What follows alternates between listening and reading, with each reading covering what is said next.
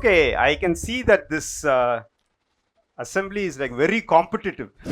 இந்த சபையானது மிகவும் போட்டி மிகுந்த ஒரு சபையாக இருக்கிறதை நான் காண முடிகிறது. And I can see so much of this happening in my own assembly. இது போன்ற விஷயங்கள் எங்களுடைய சொந்த சபையிலே நடப்பதையும் நான் காண முடியும். Because next Sunday we have once in 2 or 3 months, once in 2 months we have something called a family Sunday.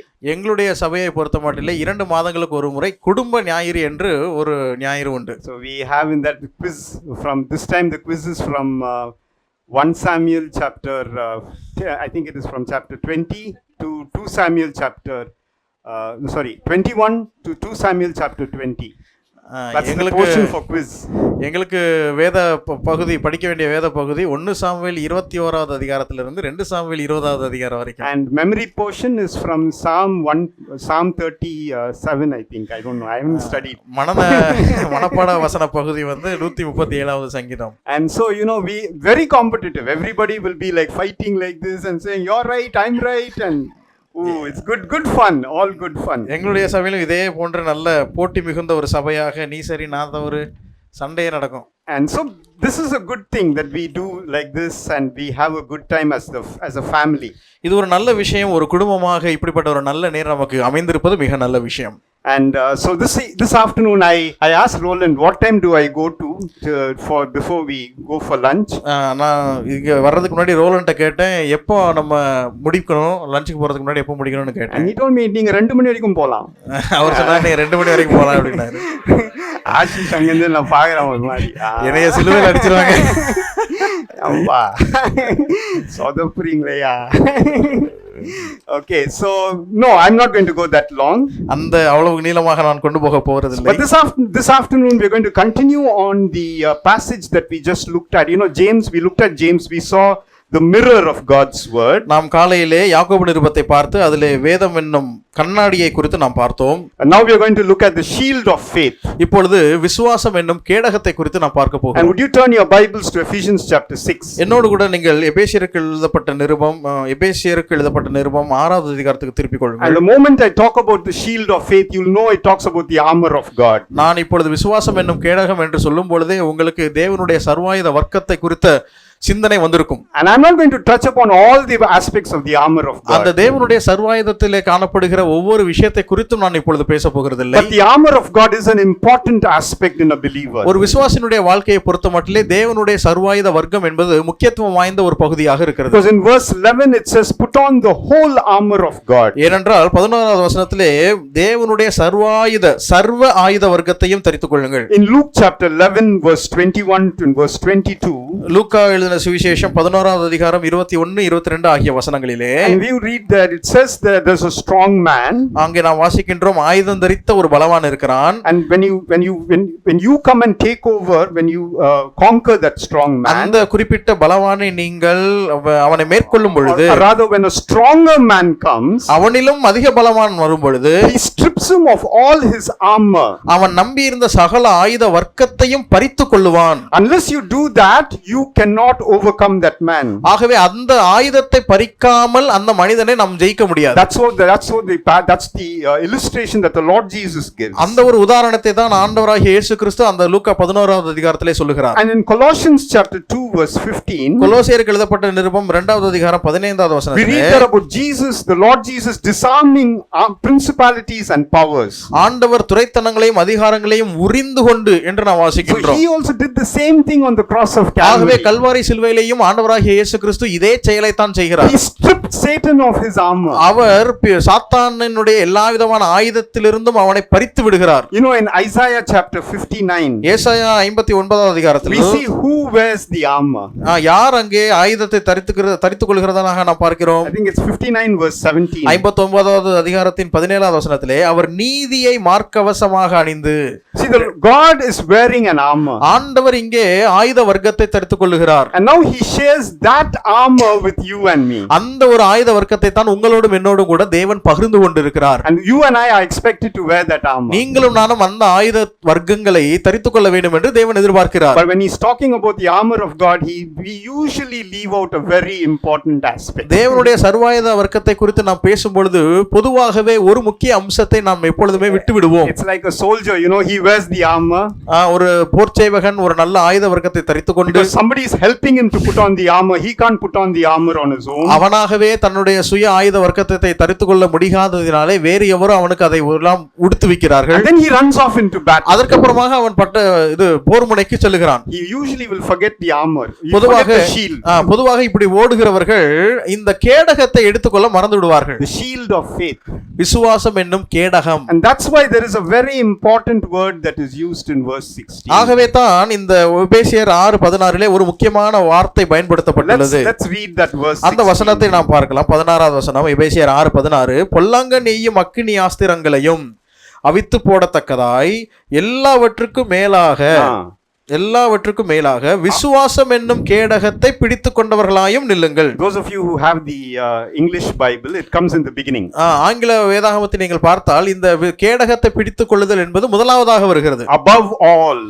எல்லாவற்றுக்கும் மேலாக.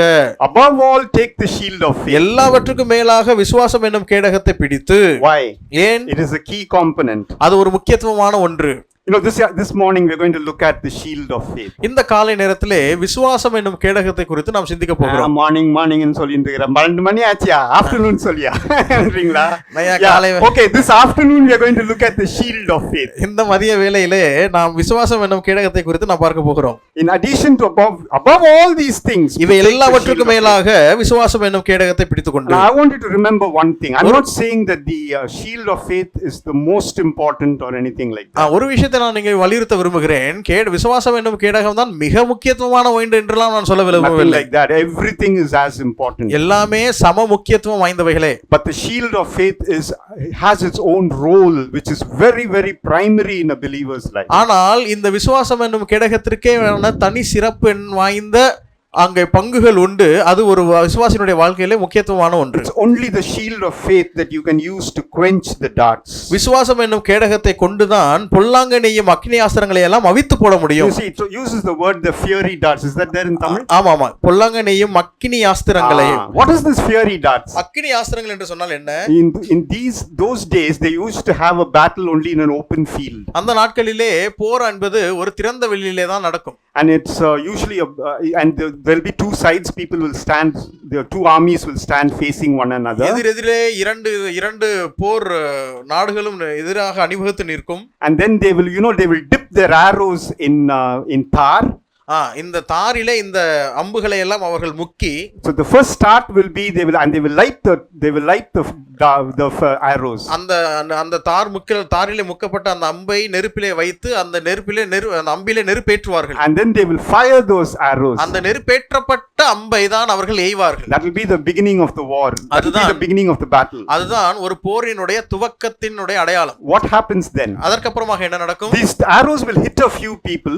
இந்த அக்கினி ஆஸ்திரமானது சிலரை தாக்கும். And it will set them on fire. அவர்களை அது எரித்துவிடும். But biggest thing would be that it will set up the grass and everything that is around it. It will set that on fire. ஆனால் அதை காட்டிலும் அவர்கள் இருக்கக்கூடிய அந்த போர்க்களத்தில் காணப்படுகின்ற எல்லா விதமான தாவரங்கள் காய்ந்து போன விஷயங்களை எல்லாவற்றையுமே அது எரிக்க துவங்கிவிடும். And that fire will frighten the soldiers. They will all start running away. அந்த பற்றி எரிகின்ற நெருப்பானது எதிர்முனையில் இருக்கக்கூடிய போர்ச்சவர்களை எல்லாம் பயமுறுத்துகிறதுனாலே அவர்கள் எல்லாருமே பின்வாங்கி ஓடி விடுவார்கள். For a believer, what is this fiery dart? இந்த ஒரு விசுவாசியை பொறுத்த மட்டிலே இந்த அக்கினி ஆஸ்திரம் என்பது எதை காட்டுகிறது? Do you know where the first fiery dart was fired? முதலாவது அக்கினி ஆஸ்திரம் என்பது எங்கு முதலாவது எய்யப்பட்டது என்பது உங்களுக்கு தெரியுமா? தம்பி, I am taking quiz now. இப்போ நான் quiz கேக்குறேன். Okay, so where was it? எங்க நடந்தது அது? Garden of Eden. Super. இவருக்கு ஒரு 10 மார்க் கொடுத்துருங்க. அடுத்த வாரம் ஒரு சாக்லேட் கொடுத்துருங்க அவருக்கு. வாங்கிக்கோமா? சாக்லேட் அவர்கிட்ட இருந்து வாங்கிக்கோ. என்ன? The first fiery dart was fired in the Garden of Eden. முதலாவது அக்கினி ஆஸ்திரம் என்பது ஏதேன் தோட்டத்திலே எய்யப்பட்டது. What was it? அது என்னவாக இருந்தது? Satan fired the first fiery dart. சாத்தான் முதலாவது அக்கினி ஆஸ்திரத்தை எய்தான். In what did he say? அவன் என்ன சொன்னான்? Did God tell you not to eat? தேவன் சொன்னதுண்டோ என்று கேட்டான். First doubt, first fiery dart is doubt. முதலாவது அக்கினி ஆஸ்திரம் என்பது சந்தேகம். In a believer's life, the first thing that hits you is doubt. ஒரு விசுவாசியினுடைய வாழ்க்கையில காணப்படுகின்ற எய்யப்படுகின்ற முதலாவது அக்கினி ஆஸ்திரம் என்பது சந்தேகம். ஆண்டவரே, நீ உண்மையா என்ன நேசிக்கிறீங்களா? Why do you give me all this problem? ஆண்டவரே, ஏன் எனக்கு இவ்வளவு பிரச்சனைகள்? Why am I suffering like this? நான் ஏன் இவ்வளவாக கஷ்டப்படுகிறேன்? See, the first fiery dart that Satan fires at you is doubt. சாத்தான் விசுவாசிகளாகிய நம் மீது எய்கின்ற முதலாவது அக்கினி ஆஸ்திரம் சந்தேகம். And the doubt comes and then comes denial. சந்தேகம் வந்துவிட்டாலே மறுப்பு வந்துவிடும். Denial from Satan. சாத்தானிடத்திலிருந்து மறுதலிப்பு வந்துவிடும். God doesn't say, I truly love you, Ma. Don't you know I love you? I love you. Look at, I died for you on the cross. Jesus doesn't say anything. ஆண்டவர் இப்படியாக, ஆமா மகனே மகளே, நான் உன்னை ரொம்ப நேசிக்கிறேன், உண்மையாகவே நேசிக்கிறேன், அதற்காக தான் சிலுவையிலே கூட நான் மரித்தேன் என்றெல்லாம் ஆண்டவர் சொல்கிறது இல்லை. But Satan will tell you. ஆனால் சாத்தான் சொல்லுவான், நம்பாதம்மா, அவர் உன்னை நேசிக்கவே இல்லை. Denial. அவர் உன்னை நேசிக்கவே இல்லை, அதெல்லாம் நம்பாதே என்று அதை மறுப்பான். What did the Garden of Eden, what happened? Eden தோட்டத்தில் என்ன நடந்தது? You won't die. நீ சாகவே சாவதில்லை. No, you won't die. நீ சாகவே சாவதில்லை. You see, that is what you need to defend against when you put up the shield of faith. அப்படிப்பட்ட அக்கினி ஆஸ்திரங்களை தான் நீங்கள் விசுவாசம் என்னும் கேடகத்தை பிடித்துக் கொண்டவர்களாய் அதிலிருந்து உங்களை காத்துக்கொள்ள வேண்டும். He convinces people to believe lies and reject the truth. சாத்தான் விசுவாசிகளை பொய்யை நம்பி உண்மையை மறுதலிக்கிறதற்கு அவன் உற்சாகப்படுத்துவான். He makes you doubt God's word. அவன் தேவனுடைய வார்த்தையை உங்களை சந்தேகப்பட வைப்பான். And he makes you deny his word. அவன் ஆண்டவருடைய வார்த்தையை மறுக்க வைப்பான். My dear brother, this afternoon let me encourage you, please put up your shield of faith. சகோதரனே, நான் இந்த மத்தியான வேளையிலே உங்களை உற்சாகப்படுத்தட்டும். உங்களுடைய வாழ்க்கையிலே விசுவாசம் என்னும் கேடகத்தை பிடித்துக் கொள்ளுங்கள். The first thing is the priority of the shield of faith. முதலாவதாக நான் இங்கே வலியுறுத்தக்கூடிய குறிப்பு விசுவாசம் என்னும் கேடகத்தின் முன்னுரிமை. That's why it says above all. அதனால தான் அங்க வார்த்தை சொல்லப்பட்டிருக்கிறது, எல்லாவற்றுக்கும் மேலாக the shield of faith. Take the shield of faith. விசுவாசத்தின் கேடகம் முன்னுரிமை கொடுக்கப்பட வேண்டும். What is the second point? அங்கே சொல்லப்படுகிற இரண்டாவது குறிப்பு என்ன? It says the purpose of the shield of faith. அந்த விசுவாச கேடகத்தினுடைய நோக்கம் என்ன? You see, it says to quench the fiery darts. பொல்லாங்கனையும் அக்கினி ஆஸ்திரங்களை எல்லாம் அவித்து போட வேண்டும் என்பதே நோக்கம். You see, very important this is. அது மிக முக்கியம். Why what does the fiery dart do? இந்த அக்கினி ஆஸ்திரங்கள் என்ன செய்யும்? It destroys your joy, it destroys your love for the Lord. அது உங்களுடைய சந்தோஷத்தை கெடுத்து தேவன் மீதுள்ள உங்களுடைய அன்பை அது அழித்து விடும். And the fiery darts are launched by Satan against the people of God. இந்த அக்கினி ஆஸ்திரங்கள் எல்லாம் பொல்லாங்கன் சாத்தானாலே தேவனுடைய மனிதர்கள் மீது, தேவனுடைய மக்கள் மீது எய்யப்படுகிறது. And the only defense for a child of God. இந்த ஒரு பொல்லாங்கான அக்கினி ஆஸ்திரங்களுக்கு எதிராக ஒரு விசுவாசிக்கு இருக்கக்கூடிய ஒரே பாதுகாப்பு is the shield of faith. விசுவாசம் என்னும் கேடகம் மட்டுமே. What is the shield of faith? இந்த விசுவாசம் என்னும் கேடகம் என்றால் என்ன? That's what we saw this morning. It's the mirror of God's word. நாம் இந்த காலையிலே சிந்தித்தது போல அது தேவ வசனம் என்னும் கண்ணாடி என்பதாகும். It's God's word. அது தேவனுடைய வசனமே. You know what happens when the Lord Jesus, he knows, he was very strong. ஆண்டவராகிய இயேசு கிறிஸ்து மிகவும் வல்லமையுள்ளவராய் இருந்தார். He could have just gone and stood before Satan and said, அடிடா பார்க்கலாம், அடிடா பாத்துடலாம். He could have said that, right? சாத்தானிடத்தில் இப்படியாக இயேசு கிறிஸ்து சொல்லியிருக்கலாம் இல்லையா? When he was there in the wilderness, அவர் வனாந்தரத்திலே 40 நாள் சோதிக்கப்பட்ட பொழுது what did the Lord Jesus do? ஆண்டவராகிய இயேசு கிறிஸ்து என்ன செய்தார்? He didn't say, come on man, I'll take you on. He didn't say that to Satan. வா சண்டைக்கு வா பாத்துக்கலாம் என்றெல்லாம் ஆண்டவர் சொல்லவில்லை. He always quoted from his word. அவர் இந்த வசனத்திலிருந்து தான் மேற்கோள் காட்டுகிறார். He says it is written. எழுதியிருக்கிறபடி. It is written. எழுதியிருக்கிறதே. He went back, he quoted this from God's word. அவர் இந்த வேத வசனத்துக்கு திரும்பி இதையே தான் அங்கே மேற்கோள் காட்டுகிறார். My dear brother and sister, the only defense that God has given anyone, a child of God, is God's word. அருமையான தேவனுடைய பிள்ளைகளே, தேவனுடைய பிள்ளைக்கு எதிர்வரக்கூடிய எல்லா விதமான அக்கினி ஆஸ்திரங்களையும் எய்யப்படுகிற அக்கினி ஆஸ்திரங்களை எல்லாம் தடை செய்வதற்கு ஆண்டவர் கொடுத்திருக்கக்கூடிய ஒரே ஆயுதம் தேவ வசனம் மட்டுமே. And Jesus uses the shield of faith. அந்த ஒரு விசுவாச கேடகத்தை தான் இயேசு கிறிஸ்துவும் பயன்படுத்துகிறார். You and I say, what is it? I have faith. நீங்கள் நான் எனக்கு விசுவாசம் இருக்குன்னா என்ன அர்த்தம் என்று நீங்கள் ஒருவேளை கேட்கலாம். Always we keep saying, anyone asks you, do you have faith? We say yes. யாராச்சும் ஒருத்தர் உங்களுக்கு விசுவாசம் இருக்குன்னு கேட்டா ஆமா எனக்கு இருக்கு என்று சொல்லுவோம். You know, in Tamil it's beautiful. நீ ஒரு விசுவாசியா they ask, and so விசுவாசி means விசுவாசம் இருக்கிற ஒரு மனிதன் is விசுவாசி, right? But in English they ask nowadays, நீங்க பிலீவரா பிரதர்? இந்த தமிழ்ல வந்து விசுவாசி, இங்கிலீஷ்லயும் இப்போ வந்து நீங்க ஒரு விசுவாசியான்னு கேட்க ஆரம்பிச்சிட்டாங்க. No, they ask in English, are you a believer? That's விசுவாசி.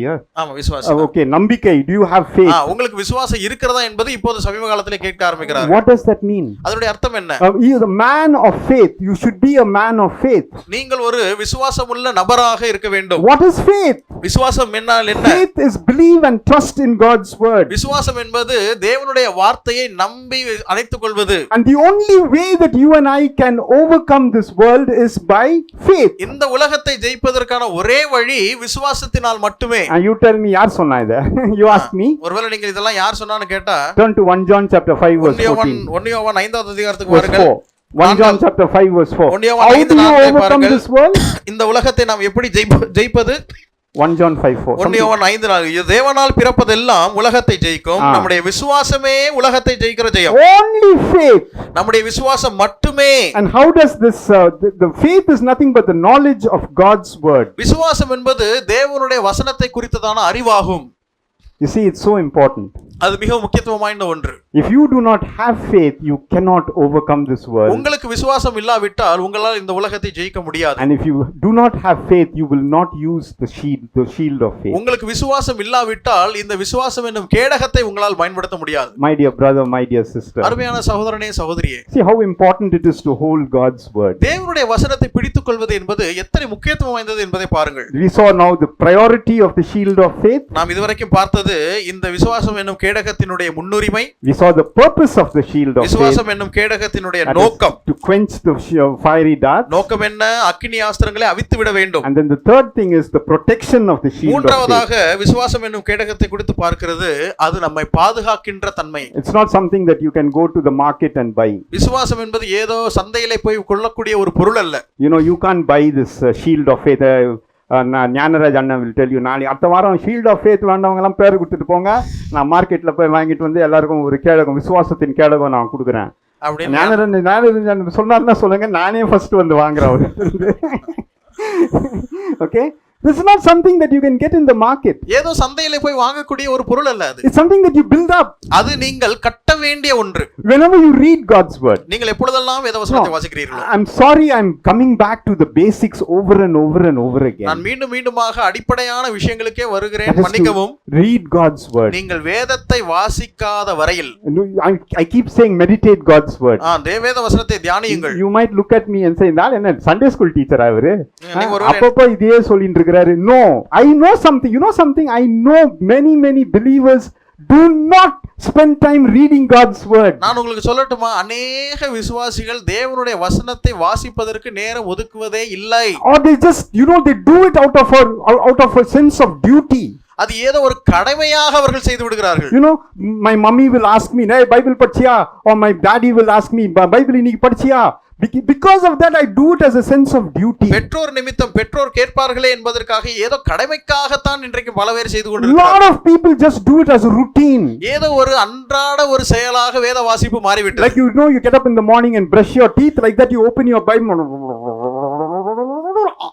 எப்படி finish gone. காலையில் எழுந்த உடனே பல் துலக்குவது ஒரு அனிச்சை செயலாக மாறிவிட்டதோ அதுபோல எழுந்த உடனே உட்கார்ந்து வேதத்தை வாசிப்பது என்பது ஒரு அனிச்சை செயலாக மாறிவிட்டது. அவங்க தொடர்றதே இல்ல, அது வேற விஷயம். அதெல்லாம் சிலர் சொல்றதே இல்ல. That is a different story. அது முற்றிலும் வித்தியாசமான கதை. You know, only on a Sunday morning they'll get up and they'll, "Hey, Bible எங்க பாத்தியா?"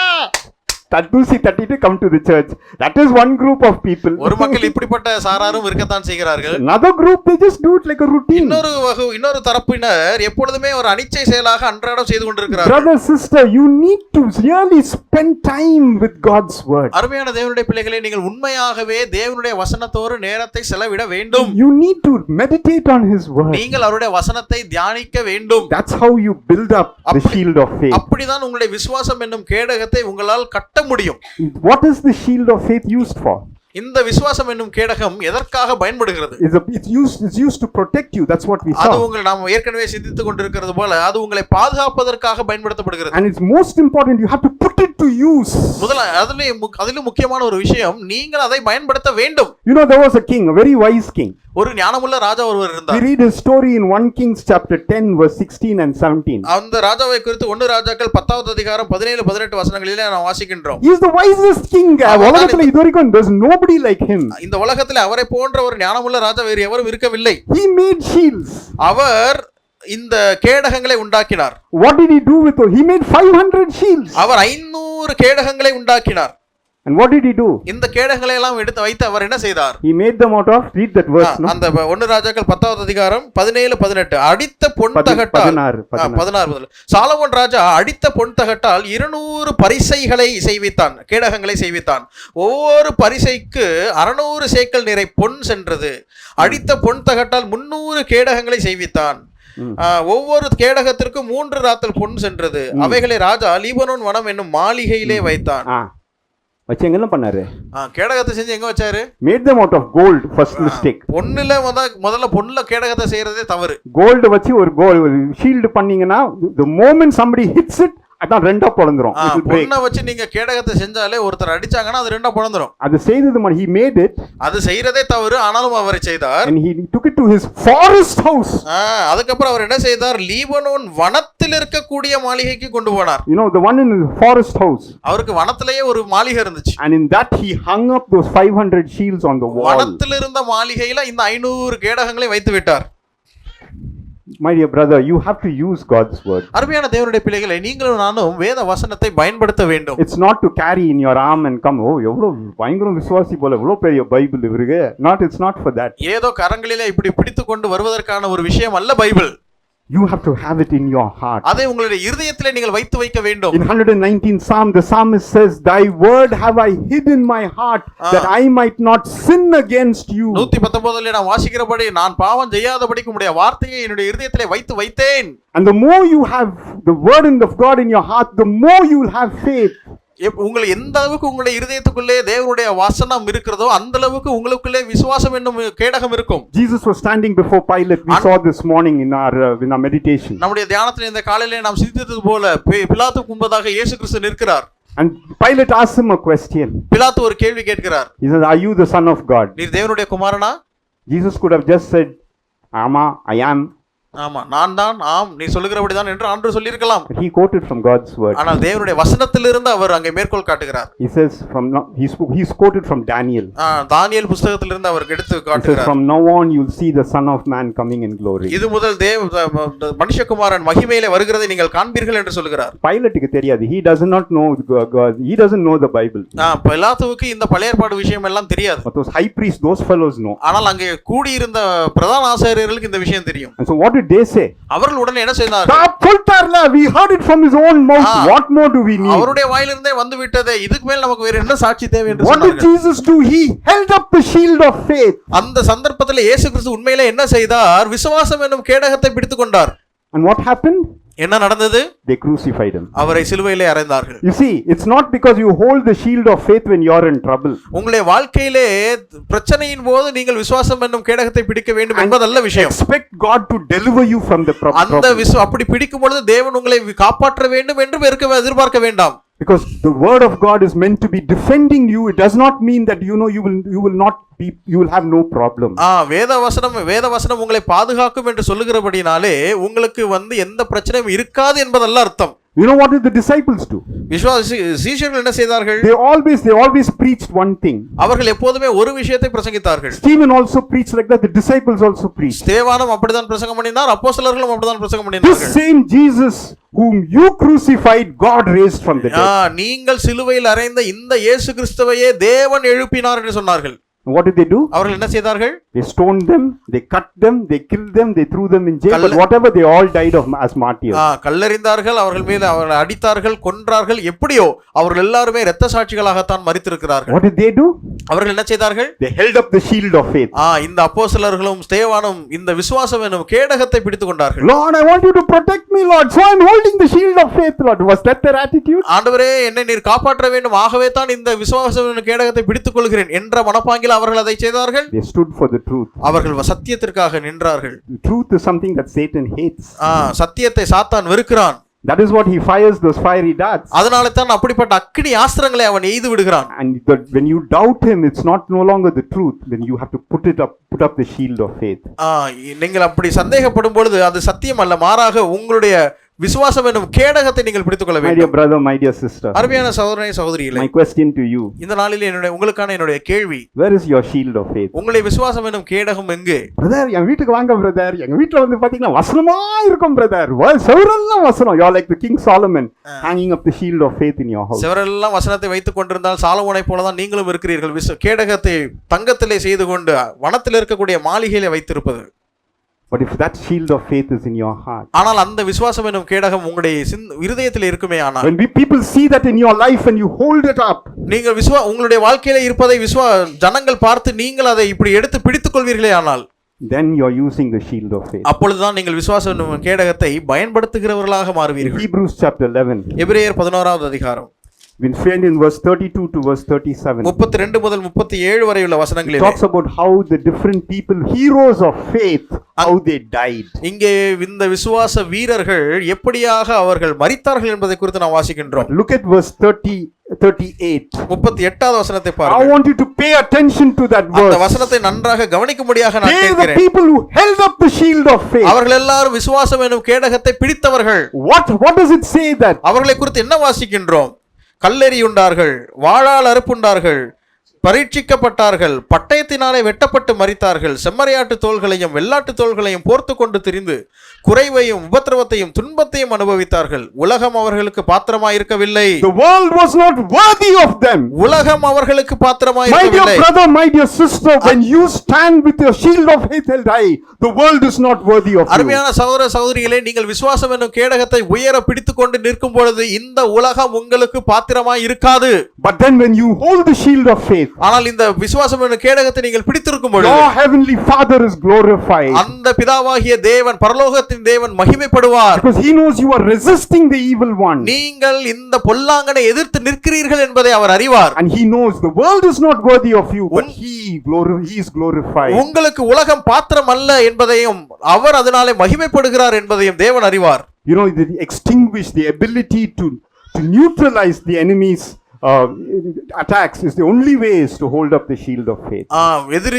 எதிரி எய்யக்கூடிய எல்லா விதமான அக்னி ஆஸ்திரங்களையும் அவித்து போடுவதற்கான ஒரே வழி விசுவாசம் என்னும் கேடகத்தை தூக்கி பிடித்து நிற்பதாகும். The priority of the shield of faith was the first thing that we saw. நாம் பார்த்த முதல் விஷயம் விசுவாசம் என்னும் கேடகத்தினுடைய முன்னுரிமை. The purpose of the shield of faith. இரண்டாவதாக விசுவாசம் என்னும் கேடகத்தினுடைய நோக்கம். The third one was the protection of the shield of faith. மூன்றாவதாக விசுவாசம் என்னும் கேடகத்தினுடைய பாதுகாப்பு. And I'm finally through with the fourth point. இறுதியாக நான்காவது விஷயத்தை நான் சொல்லி முடிக்க விரும்புகிறேன். Possession of the shield of faith. Pardon me? Possession of the shield of faith. விசுவாசம் என்னும் கேடகத்தை வைத்திருத்தல். You know, the believer has the shield of faith.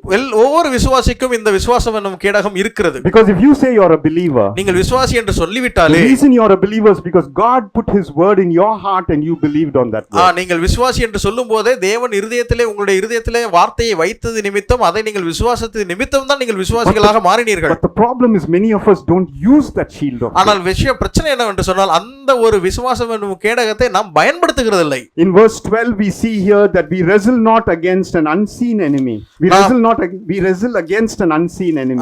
நாம் 12வது வசனத்திலே இப்படியாக வாசிக்கின்றோம். Ephesians chapter. ஆமா, எபேசியர் 6:12 நாம் இப்படியாக வாசிக்கின்றோம். We wrestle against not flesh and blood. மாம்சத்தோடும் இரத்தத்தோடும் அல்ல, துரைத்தனங்களோடும் அதிகாரங்களோடும் இப்பிரபஞ்சத்தின் அந்தகார லோகாதிபதிகளோடும் வான மண்டலங்களில் உள்ள பொல்லாத ஆவிகளின் சேனைகளோடும் நமக்கு உண்டு. இது ரொம்ப முக்கியம். அது you won't see the enemy. நாம் இங்கே இந்த சொல்லப்பட்டிருக்கக்கூடிய எல்லா விதமான எதிராளிகளையும் கண்ணால காண முடியாது. But the darts மட்டும் it will keep coming. ஆனால் அங்கிருந்து வரக்கூடிய அக்னி ஆஸ்திரங்கள் வந்து கொண்டே இருக்கும். That will keep coming. அது வந்து கொண்டே இருக்கும். நீலாம் ஒரு பொம்பளையா, நீ இப்படி பண்ற அப்படி பண்ற, நீலாம் ஒரு ஆம்பளையா, நீ இப்படி பண்ற அப்படி பண்ற, you will be saying, hey come on, I am a child of God, why are you Why are you just humiliating me like this? நான் ஒரு தேவனுடைய பிள்ளையாக இருக்கிறேன், ஏன் இந்த மாதிரியான வார்த்தைகளை எல்லாம் சொல்லி என்னை குறைவுபடுத்துகிறாய், சிறுமைப்படுத்துகிறாய்? And then the doubt will come, நீ தேவனுடைய பிள்ளையா? அப்புறம் அடுத்த சந்தேகம் வந்துடும், நீ தேவனுடைய பிள்ளைதானா? This is how Satan attacks. இப்படிதான் சாத்தான் நம்மை அக்கினி ஆஸ்திரங்களை எய்து விடுகிறான். But then you have to still hold up the shield of faith. ஆனால் அவைகளுக்கு எதிராக நீங்களும் நானும் நம்முடைய விசுவாசம் என்னும் கேடகத்தை தூக்கி பிடிக்க வேண்டும். Very important to know that you possess the shield of faith, but you have to use it. நீங்கள் விசுவாசம் என்னும் கேடகத்தை வைத்திருப்பது மாத்திரமல்ல, அதை பயன்படுத்த வேண்டும். You see, very important to know which shield which sword,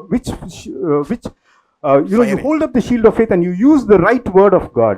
நீங்கள் விசுவாசம் என்னும் கேடகத்தை பிடித்துக்கொண்டு சரியான தேவனுடைய வார்த்தையை பயன்படுத்த வேண்டும். And that is so important because Jesus, you always use the right word. இயேசு கிறிஸ்துவை பொறுத்தமட்டிலே அவர் எப்பொழுதுமே சரியான வார்த்தைகளை பயன்படுத்தினார். But I want you to leave with this, that you have to use it. நான் இங்கே உங்களுக்கு சொல்ல விரும்புகிற ஒரு விஷயம், நீங்கள் அதை பயன்படுத்த வேண்டும். Not that you hang it up on the wall. ஏதோ சுவர்களிலே தொங்க விடுவதல்ல விஷயம். Solomon had a son.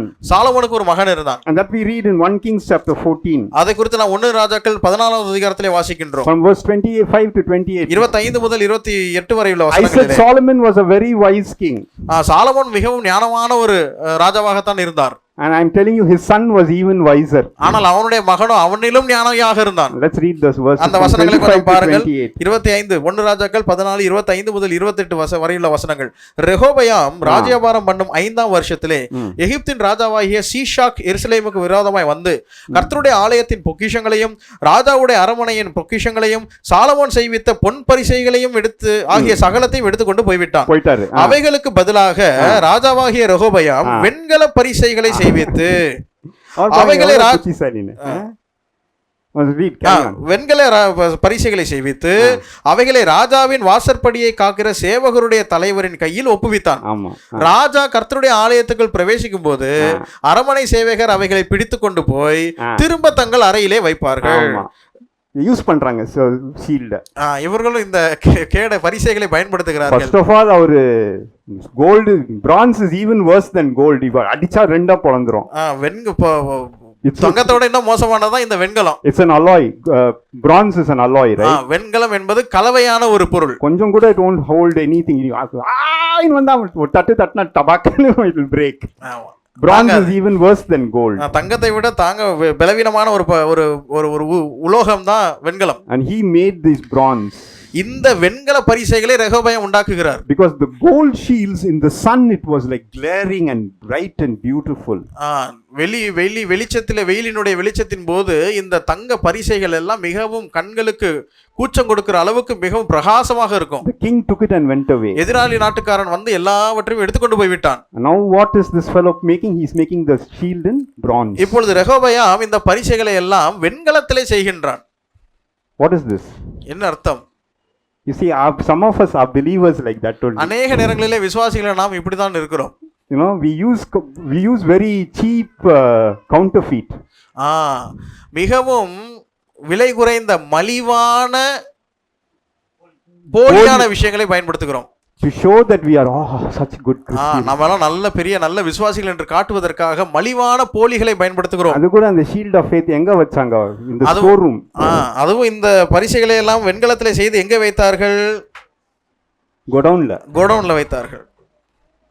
And when the king comes, they'll bring it and they'll keep. ராஜா வரும்போது வாசலுக்கு கொண்டு வருவார்கள். And when the king goes away, they'll take it. ராஜா போன உடனே அறையில கொண்டு போய் வைத்து விடுவார்கள். When you come to church, you'll bring it and சர்ச்சுக்கு வரும்போது பைபிளை தூக்கிட்டு வருவோம். And when the elder comes to your house, you'll keep it in front. சபைக்கு மூப்பர் வீட்டுக்கு வரும்போது உடனே கேடகத்தை கொண்டு வச்சிருவோம், பைபிளை கொண்டு வச்சிருவோம். After the elder goes, மூப்பர் போன உடனே take it and go and keep it in the store. திருப்பி அறையில கொண்டு போய் வச்சிர வேண்டியது. It's not what God's word is, brothers and sisters. அப்படி அல்ல வேதாக கர்த்தருடைய வசனம். அருமையான சகோதர சகோதரிகளே, they were not worthy of it. அவர்கள் இந்த வசனத்துக்கு பாத்திரவான்களா இருக்கவில்லை. In Hebrews chapter 11 we read that, right? The world was not worthy of them. இந்த எபிரேயர் 11வது அதிகாரத்திலே விசுவாசிகளை குறித்து வாசிக்கும் பொழுது உலகம் அவர்களுக்கு பாத்திரமா இருக்கவில்லை. Why? ஏன் பாத்திரமா இருக்கவில்லை? They used the shield of faith. காரணம் அவர்கள் இந்த விசுவாசம் என்னும் கேடகத்தை பயன்படுத்தினார்கள். My dear brother, my dear sister, அருமையான சகோதரனே சகோதரியே, I don't know what you are carrying away from this message. இந்த செய்தியிலிருந்து இந்த காலை நேரத்திலே நீங்கள் என்ன கொண்டு எனக்கு தெரியவில்லை. But I want to just encourage you. ஆனால் நான் உங்களை உற்சாகப்படுத்த விரும்புகிறேன். God's word will never fail. தேவனுடைய வார்த்தை ஒருபோதும் உங்களை விழச் செய்யாது. Heaven and earth will pass away, but my word will never fail. வானமும் பூமியும் ஒளிந்து போனாலும் என்னுடைய வார்த்தைகள் ஒரு நாளும் ஒளிந்து போவதில்லை. And you and I are standing on that word of God. அந்த தேவனுடைய வார்த்தையின் மீது தான் நீங்களும் நானும் நின்று கொண்டிருக்கிறோம். And where is this word of God? Is it in your heart? இந்த வேத வசனம் எங்க இருக்கிறது? உங்கள் இதயத்தில் இருக்கிறதா? Is it in your heart that you can readily pull out and use for the glory of God? நீங்கள் உடனடியாக எடுத்து தேவனுடைய நாம மகிமைக்காக பயன்படுத்துவதற்கு ஏதுவாக அது உங்களுடைய இதயத்தில் இருக்கிறதா? Are you ashamed to hold the shield of faith? இந்த விசுவாசம் என்னும் கேடகத்தை பிடித்துக் கொள்வதற்கு நீங்கள் வெட்கப்படுகிறீர்களா? Are you ashamed to say that you are a child of God who trusts and believes in God's word? தேவனுடைய வசனத்தை நம்புகின்ற விசுவாசிக்கின்ற ஒரு தேவனுடைய பிள்ளை என்று சொல்லிக் கொள்வதிலே நீங்கள் வெட்கப்படுகிறீர்களா? If you are ashamed, then the world will not be ashamed of you. நீங்கள் அப்படிப்பட்ட விஷயங்களிலே வெட்கப்படுவீர்களே ஆனால் உலகம் உங்களிலே வெட்கப்படும். You know, this what it said, what we read, that the world was not worthy of them. உலகம் அவர்களுக்கு பாத்திரமா இருக்கவில்லை என்று நான் வாசிக்கிறோம். ஏன்? Because they did not adhere to the standards of the world. அவர்கள் இந்த உலகத்தினுடைய தரங்களுக்கு ஏற்றவாறு அவர்கள் இருக்கவில்லை. My dear brother, my dear sister, அருமையான சகோதரனே சகோதரியே, hold up the shield of faith. விசுவாசம் என்னும் கேடகத்தை தூக்கி பிடித்துக் கொள்ளுங்கள். Hold it up. அதை தூக்கி பிடித்துக் கொள்ளுங்கள். This same Jesus whom you crucified, God has saved me. நீங்கள் சிலுவையில் இருந்த அந்த இயேசு கிறிஸ்துவையே தேவன் எழுப்பினார். And he has saved me and I am his child. அவர் என்னை ரட்சித்து நான் இப்பொழுது அவருடைய பிள்ளையாக மாறியிருக்கிறேன். Hold up the shield of faith. இந்த விசுவாசம் என்னும் கேடகத்தை தூக்கி பிடித்து நில்லுங்கள். Then the Lord will be glorified. தேவன் அதனாலே மகிமைப்படுவார். You will quench the fiery darts of the நீங்கள் அக்கினி ஆஸ்திரங்களை அவிக்கிறவர்களாய் இருப்பீர்கள். May the Lord bless these thoughts. ஆண்டவர் தாமே இந்த சிந்தனைகளை நமக்கு ஆசீர்வதித்து கொடுப்பாராக. May he help us to live worthy of his name. அவருடைய நாமத்திற்கு உரியவர்களாக தகுதியானவர்களாக நடப்பதற்கு ஆண்டவர் நமக்கு உதவி செய்வாராக. நாம் ஜெபிப்போம். கண்களை மூடி ஜெபிப்போம். நல்ல பிதாவே, நாங்கள் துதிக்கிறோம், ஸ்தோத்திரிக்கிறோம், நன்றி செலுத்துகிறோம் கர்த்தாவே. காலையிலேயும் முன்னதாக கொடுக்கப்பட்ட செய்தியிலும் இந்த இரண்டாவது செய்தியிலேயும் கர்த்தர் எங்களுக்கு கொடுத்த எல்லா விதமான வார்த்தைகளுக்காக நாங்கள் நமக்கு ஸ்தோத்திரம் செலுத்துகிறோம், நன்றி செலுத்துகிறோம். மீண்டுமாக உம்முடைய வேத வசனம் என்னும் கண்ணாடிக்கு முன்பதாக நிற்கும் பொழுது ஆண்டவரே புதியதான ஒரு சத்தியத்தை எங்களுக்கு தந்தீர், அதற்காக ஸ்தோத்திரம். ஆம் பிதாவே, இந்த எங்களுக்கு நாங்கள் தேவனுடைய சர்வாயுத வர்க்கத்தை தரித்து கொள்ள வேண்டியவர்களாக இருக்கிறோம். ஆண்டவரே, எங்களுக்கு எதிராளிகள் கண்களுக்கு புலப்படுகிறவர்கள் அல்ல, மறைவான எதிரிகள். ஆனால் ஏராளமான அக்கினி ஆஸ்திரங்கள் எங்களுக்கு விரோதமாக போடப்படும். ஆண்டவரே, சந்தேகம் போன்ற விஷயங்கள் எல்லாம் போடப்படும் பொழுது நாங்கள் விசுவாசம் என்னும் கேடகத்தை பிடிக்கிறவர்களாக இருக்க வேண்டும் என்பதை நீர் கற்றுக் கொடுத்தீர், அதற்காக ஸ்தோத்திரம். ஆண்டவரே, இந்த விசுவாசம் என்னும் கேடகம் என்பது உங்களுடைய வேத வசனத்தை காட்டுகிறதா இருக்கிறது. அது எங்களுடைய உள்ளத்தில் இருக்க வேண்டும் என்பதை நீர் எங்களுக்கு காட்டு கொடுத்தீர், அதற்காக ஸ்தோத்திரம். ஆண்டவரே, அதற்கு நாங்கள் முன்னுரிமை கொடுக்க வேண்டும் என்று நாங்கள் பார்த்தோம். அதை நாங்கள் வைத்திருக்க வேண்டும் என்று நாங்கள் பார்த்தோம். அதை நாங்கள் பயன்படுத்த வேண்டும் என்று நாங்கள் பார்த்தோம். அது எங்களை பாதுகாக்கும் என்று நாங்கள் பார்த்தோம். என் ஆண்டவரே, வரக்கூடிய நாட்களிலே அநேக இந்த உலகத்தினுடைய காரியங்களிலே நாங்கள் போகும்போது பொல்லாங்க நெய்யும் எல்லா விதமான அக்னி ஆஸ்திரங்கள் விஷயங்கள் பரீட்சைகள் எங்களுக்கு விரோதமாக வரும் பொழுது இந்த வசனத்தை பிடித்தவர்களாக, தூக்கி பிடித்தவர்களாக, நோக்கத்தை புரிந்து கொண்டவர்களாக, உடையவர்களாக, பயன்படுத்துகிறவர்களாக, பாதுகாக்கப்பட்டவர்களாக நாங்கள் எங்களுடைய வாழ்க்கையை தொடர உதவி செய்தல வேண்டுமென்று நாங்கள் ஜெபிக்கின்றோம். நீரடி செய்ய போறதற்காக ஸ்தோத்திரம். காலையிலே கேட்ட வசனத்தை போல இந்த ஒரு செய்தியையும் ஆண்டவரே கேட்டவர்களாக மாத்திரமல்ல, அதன்படி செய்கிறவர்களாயும் நாங்கள் இருக்க எங்களுக்கு உதவி செய்தல வேண்டும் என்று நாங்கள் ஜெபிக்கின்றோம். எங்களுடைய உள்ளான நிலைமையை, எங்களுடைய யதார்த்த நிலையை தெளிவாக எங்களுக்கு படம் பிடித்து பிரதிபலித்ததற்காக உமக்கு கோடான கொடி ஸ்தோத்திரம் செலுத்துகிறோம், நன்றி செலுத்துகிறோம். இப்படிப்பட்ட வார்த்தைகளை தம்முடைய தாசன் மூலமாக கொண்டு வந்தீர், அதற்காக ஸ்தோத்திரம். அவருடைய பலவீனங்களிலே கர்த்தருடைய பலன் பூரணமாக இம்மட்டும் விளங்கினதற்காக ஸ்தோத்திரம். பிரயாசப்பட்டு அவ்வளவு தூரத்திலிருந்து எங்கள் மத்தியிலே வந்ததற்காக நன்றி செலுத்துகின்றோம். சகோதரியினுடைய பலவீனத்தை குறித்து நாங்கள் கேள்விப்பட்டோம். அன்பின் ஆண்டவரே, தேவையான கிருபைகளை தாரும். அவருடைய பலவீனத்திலையும் உங்களுடைய பலன் பூரணமாய் விளங்க வேண்டும் என்று நாங்கள் ஜெபிக்கின்றோம். மகனுக்காக, மருமகளுக்காக, பிள்ளைக்காக, மகளுக்காக நாங்கள் ஜெபிக்கின்றோம். கர்த்தர் முழு குடும்பத்தை ஆசீர்வதித்து அவரவருடைய வாழ்க்கையை தம்முடைய பரிபூரண சித்தத்தின்படி நடத்தியறல வேண்டும் என்று நாங்கள் ஜெபிக்கின்றோம். இந்த நாளிலே இதுவரைக்கும் கர்த்தர் எங்களோடு கூட இருந்து எல்லா விதமான கூட்டத்தினுடைய அம்சங்களிலேயும் கூட இருந்து கிருபையினால் எங்களை வழிநடத்தினதற்காக ஸ்தோத்திரம் செலுத்துகின்றோம். எங்களுக்காக படுத்தப்பட்டுள்ள உணவுக்காகவும் நன்றி செலுத்துகிறோம். இதை உண்டு நாம் மகிமைக்காக வாழ உதவி செய்தலும். ஜெபத்தை கேட்டதற்காக ஸ்தோத்திரம். உம்முடைய சித்தப்படி நடத்த போகிறதற்காக ஸ்தோத்திரம். நாங்கள் மீண்டும் கூடு வருகிற வரையிலும் உம்முடைய கிருபையின் பிரசனம் எங்களோடு இருந்து எங்களை வழிநடத்த வேண்டும் என்று எங்கள் ஆண்டவரும் எங்கள் இரட்சகரும் எங்கள் மீட்பருமாய் இருக்கிற இயேசு கிறிஸ்து மூலமாய் ஸ்தோத்திரத்தோட இந்த விண்ணப்பங்களை ஏறெடுத்து படைக்கிறோம் எங்கள் ஜீவனுள்ள நல்ல பிதாவே. என் ஆத்துமாவே கர்த்தரை ஸ்தோத்ரி, என் முழு உள்ளமே என்னுடைய பரிசுத்த நாமத்தை ஸ்தோத்ரி. என் ஆத்துமாவே கர்த்தரை ஸ்தோத்ரி, கர்த்தர் செய்த சகல உபகாரங்களையும் மறவாதே. ஆமென்.